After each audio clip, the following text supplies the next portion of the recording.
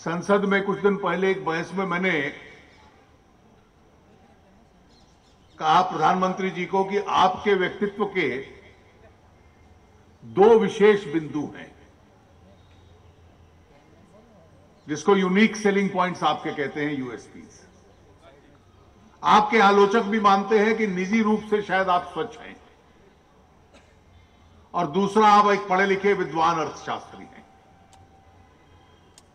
लेकिन इन दोनों विशेषताओं के होते हुए भी जो राजनीतिक समझौते आपने किए हैं उसका असर यह है कि इस देश के इतिहास में जो सबसे भ्रष्ट सरकार रही है आप उसका नेतृत्व कर रहे हैं। और अर्थशास्त्री जहां तक हैं उसका असर यह है कि आप के होते हुए आम आदमी के ऊपर सबसे अधिक बोझ है। मैं ये मानता हूं कि ये जो बजट है एक प्रकार से आई वॉश है। उनका सुझाव यह है कि इस प्रकार से इसको पैकेजिंग बना दी जाए, ऐसे कागजों में ओढ़ दिया जाए कि देखने में सुंदर लगे, लेकिन शायद इस बजट के पीछे कोई बड़ा विचार, कोई बड़ा उद्देश्य है, ऐसा नहीं है। इस देश की अर्थव्यवस्था कहां खड़ी है ये हम लोग समझ रहे हैं। ये जो बार बार 8%, 9% जीडीपी का जिक्र होता है,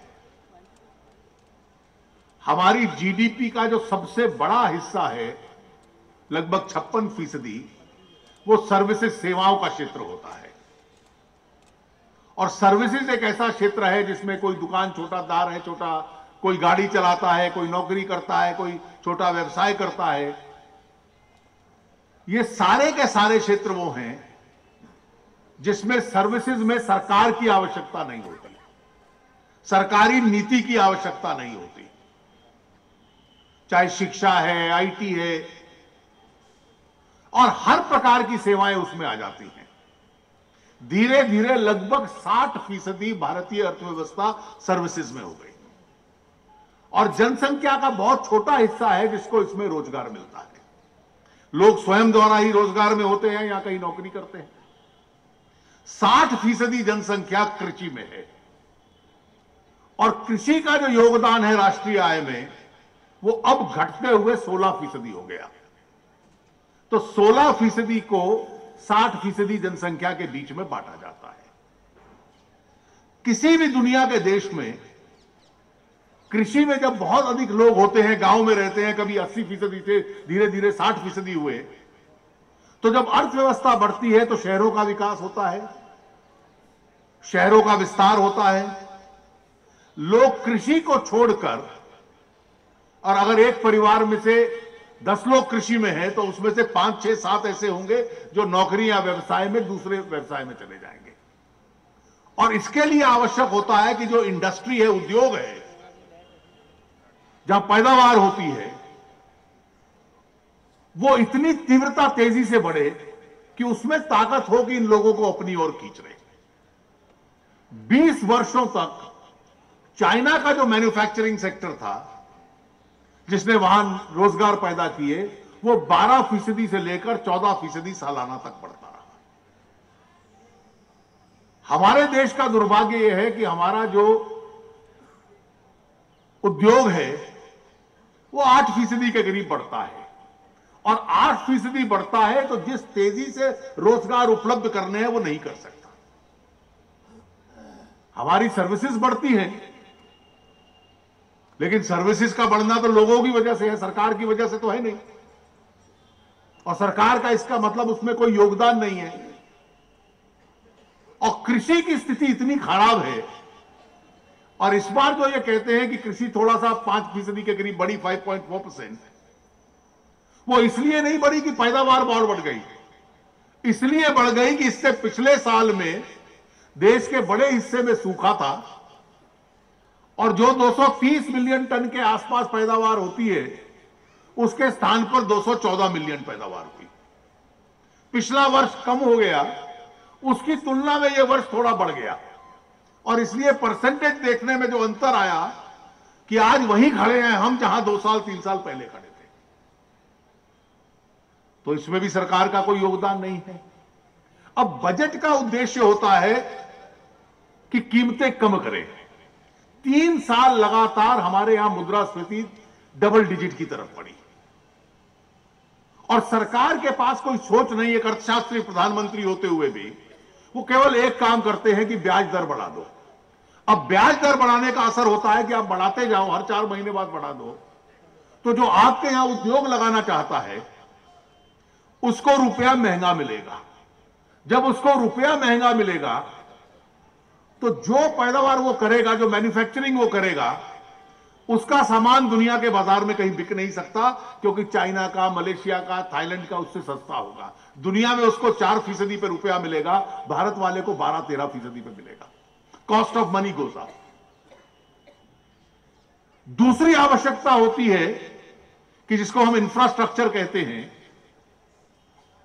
हाईवेज हैं, पोर्ट्स हैं, बंदरगाहें हैं, ग्रामीण सड़कें हैं, रेलवेज है, एयरपोर्ट्स है, एयरलाइंस है, टेलीकम्युनिकेशंस है। हमारे यहां सफलता से अटल जी के शासन में 2 क्षेत्र आरंभ हुए थे, एक टेलीकम्युनिकेशन का और एक हाईवेज का, जिसको हम सफल क्षेत्र कहते हैं, सक्सेस स्टोरीज कहते हैं। इस भ्रष्ट सरकार ने उन दोनों को स्कैंडल में बदल दिया। हाईवेज के ठेके बांटने में भी और टेलीकॉम में भी जो हुआ वो एक दुनिया के सामने एक कहानी है। इंफ्रास्ट्रक्चर में कोई बड़ी प्रगति देश में नहीं, तो उद्योग को बढ़ाने की गुंजाइश नहीं। और जो ये कहते हैं कि कृषि के क्षेत्र में हमने ज्यादा जोर दिया है, वो हम इसकी कल्पना सोच लें कि पिछले साल के बजट के एस्टीमेट की तुलना में अगर रिवाइज एस्टीमेट देख लें कि जो वास्तविकता से खर्च हुआ, उसकी तुलना में इस साल के लिए जो योजना बनाई है वो कम है। हर वर्ष सरकार की आमदनी, जिसको जीडीपी बढ़ती है, आमदनी बढ़ती है, लेकिन आप जो पैसा दे रहे हैं वो कम है। अब केवल ब्याज दर बढ़ा दो और पैसे को बाजार से बाहर खींच लो, उससे तो कीमतें कम होंगी, लेकिन उससे उद्योग के ऊपर गलत असर पड़ेगा।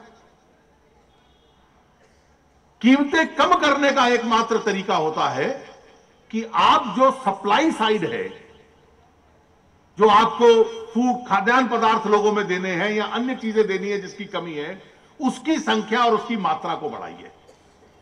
अगर उसके संबंध में आपकी कोई योजना नहीं है, सप्लाई आप नहीं बढ़ा पाएंगे, तो लंबे अरसे में किसी प्रकार से आप कीमतें कम नहीं कर सकते।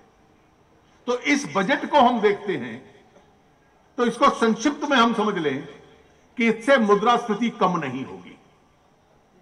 इससे खाद्यान्न पदार्थ की कीमतें जो 16-18% तक गई, एक बार 20% से भी बढ़ गई, वो अपने आप में कभी कम नहीं होंगी। जो कदम आप उठा रहे हो कुछ समय के लिए आपको राहत दे सकते हैं, लेकिन उससे उद्योग पे असर पड़ेगा। और इस देश की आवश्यकता है कि उद्योग इतना तेजी से खड़ा हो कि जो लोग गांव के अंदर जिनको रोजगार नहीं मिलता, वो वहां के जीवन को छोड़कर इन उद्योगों के अंदर जाकर काम करें। उसकी प्रगति नहीं होगी। और आज सबसे बड़ी चिंता का विषय यह है कि पिछले साल में विदेशों से जो निवेश आता है वो अपने देश में 35% कम हुआ है। इसलिए कम हुआ कि आपका देश की सरकारें भ्रष्ट हैं। भ्रष्टाचार से भी कीमत बढ़ती है और भ्रष्टाचार निवेशकों को कहता है यहां मत आइए, हम भ्रष्ट लोग हैं, हमारे यहां निवेश करोगे तो आपको बेईमानी करनी पड़ेगी। यहां का इंफ्रास्ट्रक्चर कमजोर है, ब्याज दर यहां की बढ़ रही है, कीमतों पे हम नियंत्रण नहीं कर पा रहे। जो रिफॉर्म कुछ लाने की आवश्यकता थे वो प्रधानमंत्री जी कमजोर हैं और आजकल लगता है कि पीएमओ और नेशनल एडवाइजरी काउंसिल के बीच में जो मतभेद है उसकी वजह से लागू नहीं कर पाते। तो जब लोग बाहर से यहां डॉलर का निवेश नहीं करेंगे तो आज नई परिस्थिति पैदा हो रही है कि जो लोग रुपए लगाना चाहते हैं, यहां के हमारे स्वदेशी उद्योगपति हैं, आज उनमें एक होड़ लगी हुई है कि अपने नए उद्योग लगाने हैं तो भारत के अंदर लगाने से लाभ नहीं मिलेगा। पहले हमें लगता था कि हम इतने बड़े हो गए कि हमारे उद्योगपति बाहर जाना चाहते हैं। आज हमारे उद्योगपति इसलिए बाहर जाना चाहते हैं कि वहां व्यवसाय करना ज्यादा सरल और मुनाफे की बात है, यहां करेंगे तो इतना मुनाफा नहीं आएगा। इस मोड़ पर लाकर आपने खड़ा कर दिया है। अर्थव्यवस्था को। इससे ना रोजगार बढ़ेगा, ना कीमतों पे नियंत्रण होगा, ना पैदावार बढ़ेगी। और जो कृषि क्षेत्र के संबंध में आप कह रहे हो, कुछ औपचारिकताएं आपने इस सारे में कर दी। अंतिम विषय याद रखें कि बजट में एक बड़ा विशेष आंकड़ा आया है। पिछले साल 460 लाख 46 मिलियन जिसे कहते हैं मेट्रिक टन फूड ग्रेन का सरकारी गोदामों में है। और गोदामों की जो क्षमता है रख पाने की, वो उससे आधे को रख पाने की क्षमता है, वो बाजार के अंदर, सड़कों, खेतों के अंदर पड़ा हुआ है। तो ये जो खबरें छपी थी कि फूड ग्रेन इज रॉटिंग, व्यस्त पड़ा हुआ है, खराब हो रहा है, तो किसी को आज तक यह समझ में नहीं आया कि जब पिछले साल खाद्यान्न पदार्थों की कीमतें इतनी ऊंची हो गई तो सरकार के पास तो बड़ा सरल उपाय था। जब एक बार आपको याद होगा कि 2001 में सूखा पड़ा था बहुत भयंकर, जब अटल जी की सरकार थी, उस वक्त ये 2 रुपए 3 रुपए किलो की योजनाएं अटल जी की सरकार ने बनाई थी, जिससे आधार के ऊपर फूड फॉर वर्क और बाद में नरेगा, ये सारी योजनाएं उसके आधार पर बनी। उसका हल हमने ये ढूंढा था कि उस सारे फूड ग्रेन को गरीबों के अंदर बांटो, कुछ को फ्री में दो, कुछ को कम दाम पे दो, और उससे ये अंत्योदय वाली सब योजनाएं बनी। तो आज सरकार के पास एक अवसर था कि 46 मिलियन टन आपके पास गोदामों में पड़ा है, गोदामों में रखने की क्षमता नहीं है, सड़ रहा है, इसको बाजार के अंदर ऑफलोड कर दो, सस्ता कर दो, फ्री में कर दो, तो जो खाद्यान्न पदार्थ की कीमतें बढ़ रही हैं ये कम हो जाएंगी। ये कोई योजना सरकार ने लागू नहीं की, ये इनका प्रशासन था। और आप इसका एक प्रत्यक्ष असर देखेंगे कि आने वाले दिनों में भी कोई ये कमी नहीं होने वाली कीमतों में। ये जो निवेश का अकाल पड़ता है, जो निवेश देश से बाहर जब भागने लगता है, तो वो अर्थव्यवस्था के लिए सबसे बड़ी चिंता बन जाती है कि आपका देश एक आकर्षक केंद्र नहीं रहा, एक इन्वेस्टमेंट डेस्टिनेशन नहीं रहा जिसमें लोग आकर निवेश कर पाए। और निवेश के माध्यम से रोजगार बढ़ते हैं, निवेश के माध्यम से सरकार को राजस्व मिलता है, जब राजस्व मिलता है तो गरीबों के हित की योजनाएं बनती हैं, इंफ्रास्ट्रक्चर बनता है, और वो सब जब खत्म हो जाता है तो फिर अर्थव्यवस्था के सामने बड़ी चुनौती पैदा होती है। आज हम इस मोड़ पे खड़े हैं।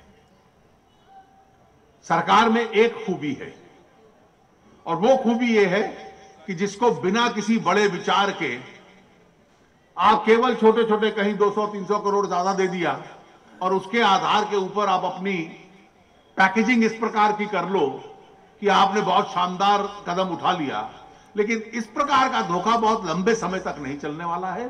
और मैं ये मानता हूं कि हम लोगों को, आम आदमी को भी इस विषय के अंदर जागरूक इस बजट के संबंध में और इस सरकार की आर्थिक नीतियों के संबंध में करना चाहिए। आपने विजेंद्र जी इस कार्यक्रम का आयोजन करके मुझे और हमारे अन्य वरिष्ठ नेताओं को आमंत्रित किया, आपका बहुत बहुत आभार।